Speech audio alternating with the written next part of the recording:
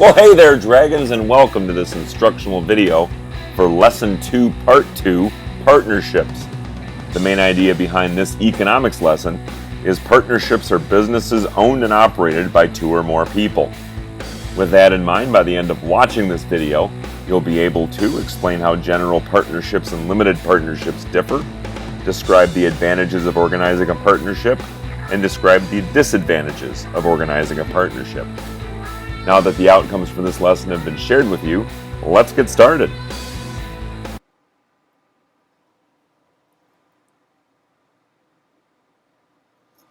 You know that a sole proprietorship is a business that is owned and controlled by one person.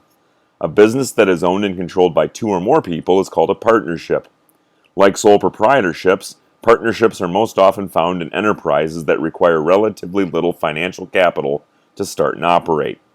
What kinds of businesses are typically formed as partnerships? In many cases, partnerships are the same types of businesses that are formed as sole proprietorships.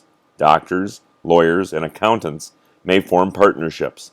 Small retail stores, farms, and construction companies also may be organized as partnerships.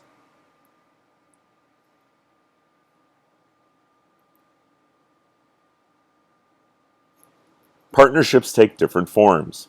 In a general partnership, partners enjoy equal decision-making authority. They also have unlimited liability. Unlimited liability means that the general partners, like sole proprietors, are responsible for paying all of the business's debts and other financial losses. A general partner's personal property is therefore at risk if the business fails. A second type of partnership is a limited partnership, in which partners join as investors who provide financial capital in exchange for a share of the profits, but rarely take an active role in business decisions.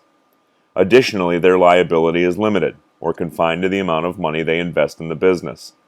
Unlike sole proprietorships or general partners, limited partners cannot lose personal property to creditors if the business fails.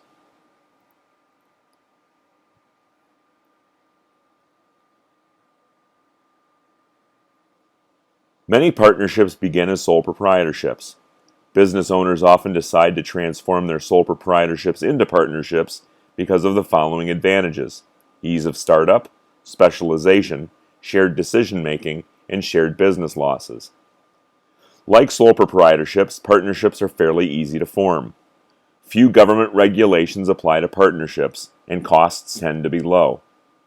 A partnership begins when two or more people agree to operate a business together. To avoid later conflicts, the partners usually develop a written agreement called a partnership contract. This contract outlines the distribution of profits and losses among the partners. It also details each partner's responsibilities and includes conditions for adding or dropping partners and for dissolving the partnership.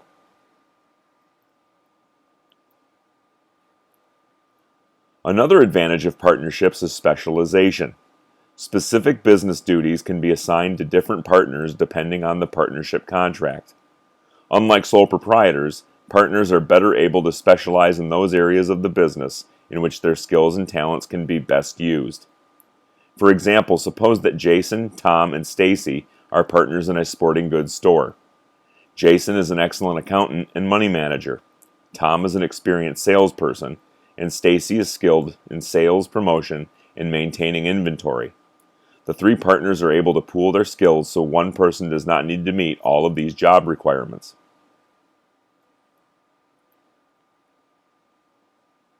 A third advantage of partnerships is shared decision-making.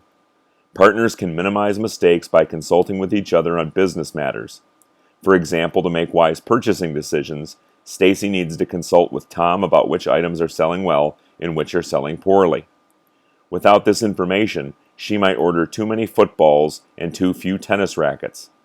Similarly, Tom and Jason need to work together to determine prices that customers will be willing to pay, but that will bring the store as much profit as possible. This decision-making process allows the partners to compare points of view rather than relying on one person for ideas.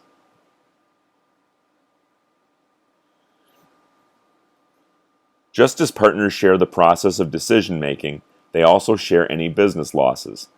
The sharing of losses may enable a partnership to survive a situation that would cause a sole proprietorship to fail. Furthermore, partnerships usually are better able than sole proprietorships to obtain needed financial capital for business expansion and modernization. Creditors are more likely to extend larger loans to partnerships than to sole proprietorships because the risk is shared among several people. Groups of people typically are better able to repay a debt than a single owner and are likely to have more collateral. Banks and other lenders thus feel more confident that loans to partnerships will be repaid.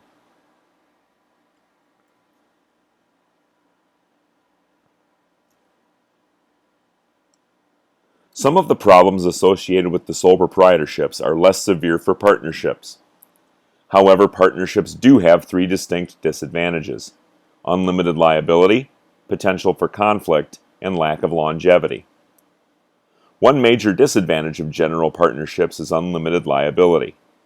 Each general partner has a role in the business, and each is responsible for debts incurred by the business. For example, Jason, Tom, and Stacy are all responsible for repaying their company's loans. If Tom refuses to pay his share, Jason and Stacy are still responsible for the entire payment. Like sole proprietors, partners might have to sacrifice personal property to cover the debts of a failed business. Thus, general partners may lose more than they originally invested in the business. A second disadvantage of partnerships is that disagreements or other conflicts may arise among partners. Partners may have personality conflicts and different management styles. A partner with poor communication skills might fail to relay important information either to the other partners or employees. Partners who have opposing views may have trouble compromising. These types of conflicts can lower employee morale, delay important business decisions, and decrease overall efficiency. Disagreements can also affect the personal satisfaction that the partners get from the business. Suppose that Tom thinks that the sporting goods store should introduce a new line of exercise gear with a celebrity endorsement. Jason, on the other hand, feels that a celebrity endorsement would cost the store more money than would be earned from the new product. If this conflict is not resolved, Tom and Jason could spend too much time arguing and not enough time on their main responsibilities.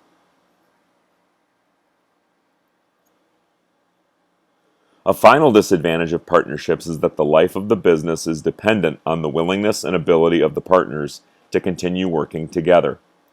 Illness, death, conflict among partners, and other problems can end the partnership. Following the disagreement about celebrity endorsements, Jason may decide that he can no longer work effectively with Tom. If he withdraws from the partnership, Stacy and Tom will have to find a new partner to assume Jason's responsibilities, divide Jason's former responsibilities between them, or dissolve the partnership and close the business.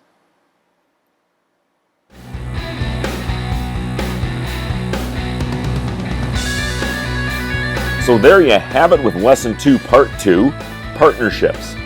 By this point, you should know that partnerships spread the risk and workload of a company among partners. A partnership can be organized either as a general partnership or a limited partnership. As with sole proprietorships, partnerships are easy to start up, have unlimited liability, and a lack of longevity. And unlike sole proprietorships, partnerships include specialization, shared decision-making and losses, and potential for conflict.